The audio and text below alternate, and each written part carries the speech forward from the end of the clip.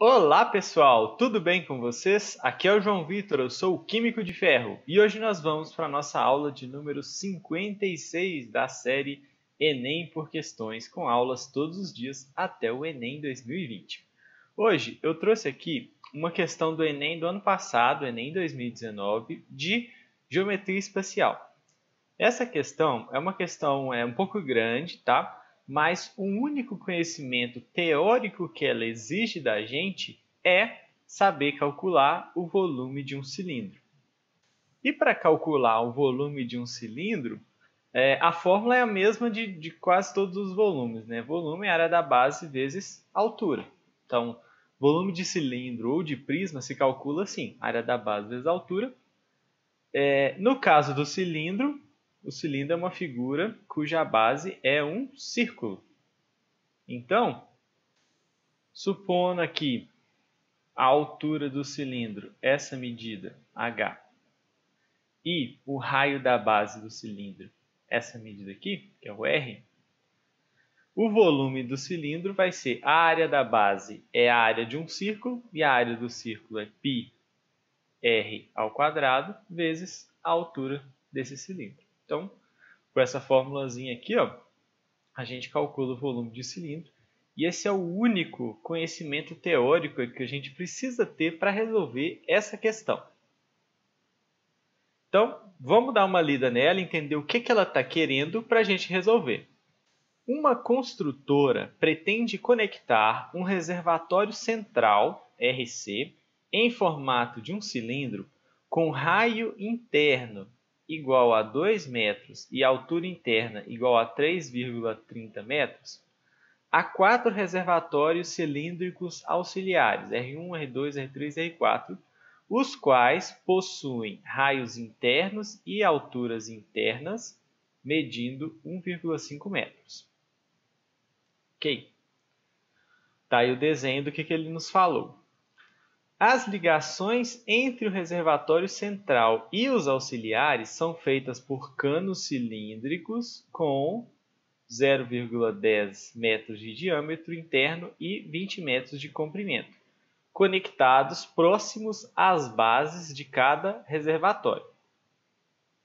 Na conexão de cada um desses canos com o reservatório central, há registros que liberam ou interrompem o fluxo de água. No momento em que o reservatório central está cheio e os auxiliares estão vazios, abrem-se os 4 registros e, após algum tempo, as alturas das colunas de água nos reservatórios se igualam, assim que cessa o fluxo de água entre eles pelo princípio dos vasos comunicantes. Tá, então ele está me falando o seguinte, no momento inicial, vamos olhar de lado aqui a situação. No momento inicial, você tem o RC, reservatório central, e ele vai estar conectado aos outros, né, reservatórios menores, por esses canos aí, o R1, R2, R3, R4. E no início, o que acontece? O RC está cheio, então, ele está completamente cheio. Aí, no momento em que ele está cheio e o resto são vazios, abrem-se os registros. E após algum tempo, as alturas das colunas de água nos reservatórios se igualam. Então, nesse momento aqui, você vai abrir o registro. Então, vai passar água pelos canos aqui. E depois de algum tempo, o que vai acontecer é que a água vai fluir para os reservatórios R1, R2, R3 e R4. Ela vai ficar com a mesma altura aqui, ó, em relação o R1, o R2, o R3, o R4 e o RC vão ter a mesma altura de coluna de água, por conta desse princípio aqui, né? Princípio dos vasos comunicantes. E é claro, esses canos aqui vão também estar cheios de água, porque eles estão conectados próximos à base, né? À base dos reservatórios. Então eles também estão cheios de água. Ok. Aí a pergunta é, a medida em metro das alturas das colunas de água nos reservatórios auxiliares após cessar o fluxo de água entre eles é quanto? Então ele quer saber justamente esse cara aqui, ó, quem é a altura final ali nos reservatórios auxiliares. Quer saber essa altura. E aí, como é que a gente pode fazer uma questão desse tipo? A primeira coisa que a gente pode fazer é calcular o volume total de água que eu tenho lá dentro desses reservatórios no geral. Eu sei que pelo início aqui, pelo momento inicial, o reservatório RC ele está cheio de água, completamente cheio. Então, o volume de água total que eu tenho aí dentro no sistema é o volume do reservatório RC. Tá, e o reservatório RC é o quê? O reservatório RC é um cilindro que tem o raio interno igual a 2 metros e a altura interna igual a 3,30. Então, eu consigo calcular o volume desse cilindro. Então, o volume de RC vai ser, o volume do cilindro é π R2 vezes a altura, que é a mesma coisa aqui, π, quem é o raio? 2 metros ao quadrado, vezes a altura, que é 3,30. Então, isso daqui vai dar π vezes 4 vezes 3,30, que é 2 ao quadrado é 4, que dá 13,20. Como eu fiz as contas com 2 metros e 3,30 metros, é 13,20 metros cúbicos. Então, isso daqui é o meu volume total de água. Aí agora, o que a gente tem que fazer? Bom, a gente sabe o volume total de água dentro desse sistema. E a gente quer saber essa altura aqui, a altura depois que a água flui para os... Quando você abre, né, os registros e ela flui para os reservatórios auxiliares. Então, vamos pensar no seguinte.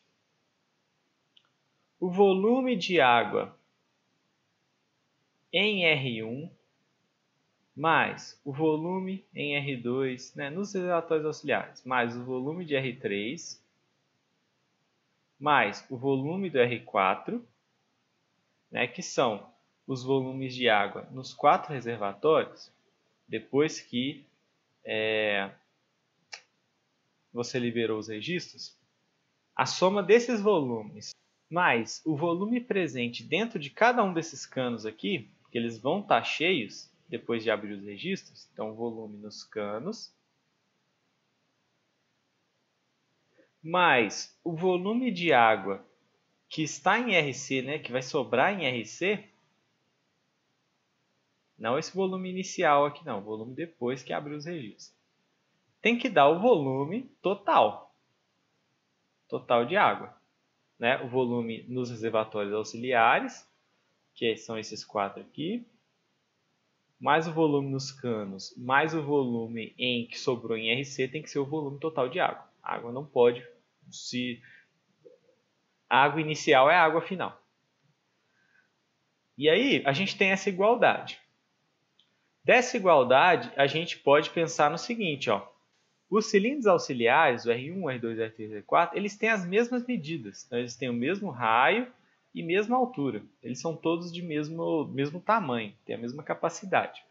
Então, eu posso simplificar isso aqui. Em vez de calcular eles todos separados, eu posso afirmar com certeza que essa soma aqui vai ser 4 vezes o volume de qualquer um deles. Então, posso pôr do R1, por exemplo.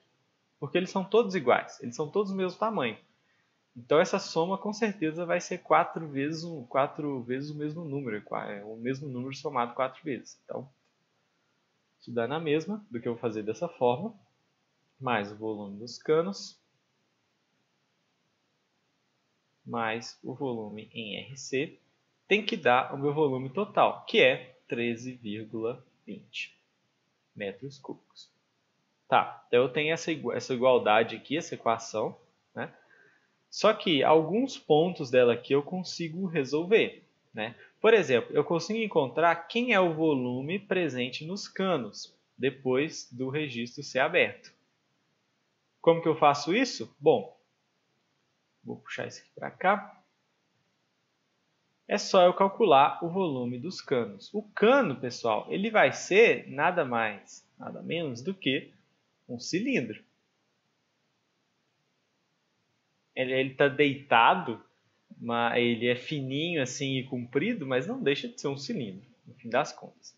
Que tem um raio e que tem uma altura. No caso, vai ser o comprimento do cano. Então, o que a gente sabe do cilindro? Ó, os canos cilíndricos com 0,10 metros de diâmetro. Então, o diâmetro é 0,10 metros. E 20 metros de comprimento. Então, o comprimento, que é a altura do meu cilindro, é 20 metros. Então, o volume presente em cada um desses canos aqui vai ser 4 vezes o volume de um cano só, porque os canos também são iguais, né? Então, eu faço 4 vezes o volume de um dos canos, que é o volume de um cilindro, que é dado por π, R2, que é o raio. Se o diâmetro é 0,10, o raio é metade disso. 0,10 dividido por 2 é 0,05. Vezes 0,05 ao quadrado, vezes a altura, que é 20. Então, esse aqui é o volume nos canos. 4 vezes o volume de um dos canos. E aí a gente resolve isso daqui, né? O volume vai ser 4π vezes o 0,05 ao quadrado é 0,0025 vezes 20. 4 vezes 0,0025 é 0,01 vezes 20. E aí ficamos com 0,01 vezes 20 é 0,2π. Então, esse aqui, metros cúbicos, é o volume nos canos. Então, a gente calculou o volume de um cano e multiplicou por 4, porque são 4 iguais. E, além disso, a gente consegue escrever aqui, né, a expressão que dá o volume em R1 em função do seu raio e sua altura e o volume em RC em função do raio e altura. Então vamos lá. Quem é o volume presente no reservatório 1? Ó, o reservatório 1, dentro dele, o que vai ter lá? A água ela vai atingir, ela vai ter o formato do recipiente que contém ela. Então, no R1 aqui, ó, o que a gente tem? A gente tem um cilindro de água de altura que eu quero descobrir, né, a incógnita que eu quero descobrir, e de raio que eu sei, que é o raio do cilindro R1. Então, em cada um dos reservatórios, R1, R2, R3 R4, eu vou ter um mini cilindro de água de altura que eu não sei, que eu quero descobrir, mas o raio desse cilindro vai ser igual ao raio desses reservatórios, que é 1,5 de raio. Então, o volume em R1 eu posso reescrever como π R ao quadrado, que é 1,5 ao quadrado, vezes a altura, que eu não sei. Eu não sei a altura desse cilindro de água que tem ali. É isso mesmo que a gente está querendo descobrir. Mas o volume nos canos é 0,2π, mais o volume em RC é algo parecido com o que acontece com os outros cilindros. Ó. Em RC, o que a gente tem? A gente tem um cilindro maior, mas é um cilindro de água dentro dele.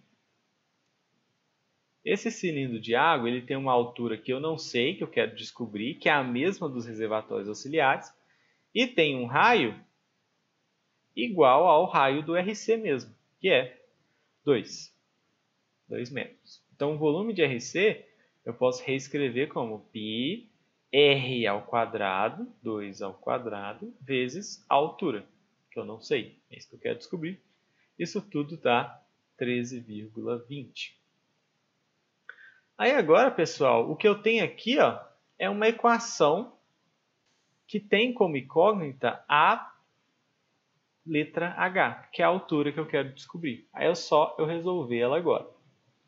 Bom, para a gente resolver isso aqui, o que a gente vai fazer? A primeira coisa é o seguinte. Eu esqueci de colocar o π no volume total de água aqui, ó, que a gente encontrou calculando o volume de RC. Olha, ficou 4 vezes 3,30, que deu 3,20, mas ainda tem o π aqui. Então, o que a gente tem, na verdade, é 13,20 π metros cúbicos. Então, meu volume aqui é 3,20 π. Agora, com isso consertado, o que a gente pode fazer aqui é dividir os dois lados por π, para começar.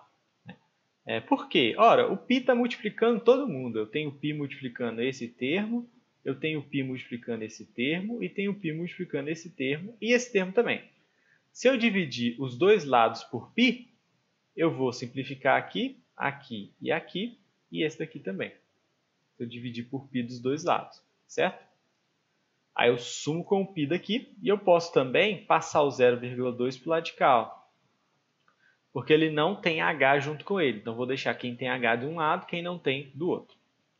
Então, a gente vai ficar com 4 vezes 1,5 ao quadrado dá 2,25 vezes h mais 2 ao quadrado dá 4, então 4h. Isso é igual a 13,20 menos 0,2. 4 vezes 2,25 é 9. 9h mais 4h é igual a 13,20 menos 0,2, que é a mesma coisa que 0,20, 0 à direita depois da vírgula não faz diferença, é 13,20 menos 0,20 é 13,00. E aí eu posso juntar esses dois aqui, né? 9 mais 4 dá 13h, é igual a 13. Portanto, o h, passando o 13 dividindo, 13 dividido por 13 é 1. E essa é a minha resposta final. A minha altura tem que ser igual a 1. Corresponde à letra D. Então, pessoal, essa é uma questão que exige da gente vários passos e muita interpretação aqui, né, para conseguir fazer essas igualdades, montar essas equações, mas que o conhecimento teórico que a gente precisa saber é só isso daqui, ó, calcular o volume de um cilindro. Então, é bem comum em questões do Enem você ter coisa desse tipo. Então, ter questões que tem vários passos, né, que tem uma resolução às vezes complicada, mas que o conhecimento teórico que cobra é bem básico, que é o caso dessa daqui. É por isso que fazer questões é uma das melhores formas de se estudar para a prova. Tranquilo? Então, essa foi a aula de hoje. Eu espero muito que vocês tenham gostado. Se gostaram, espalhem para os seus amigos que também vão fazer a prova. E amanhã tem mais. Até a próxima. Tchau, tchau.